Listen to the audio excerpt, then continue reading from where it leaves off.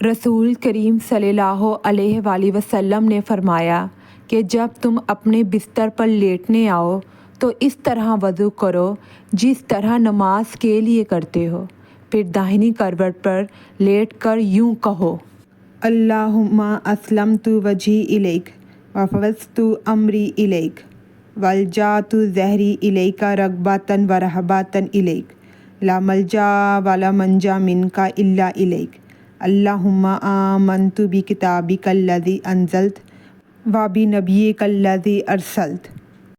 اے اللہ، میں نے اپنا چہرہ تیری طرف جھکا دیا، اپنا معاملہ تیرے ہی سپرد کر دیا۔ میں نے تیرے ثواب کی توقع اور تیرے عذاب کے ڈر سے تجھے ہی پشت پناہ بنا لیا۔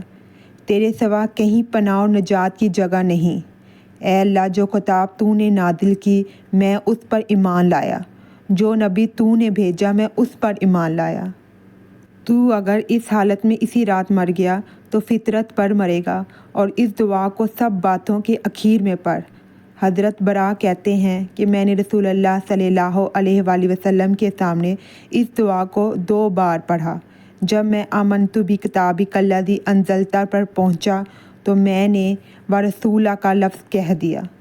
آپ نے فرمایا نہیں، یوں کہو ونبیک الذی ارسلت۔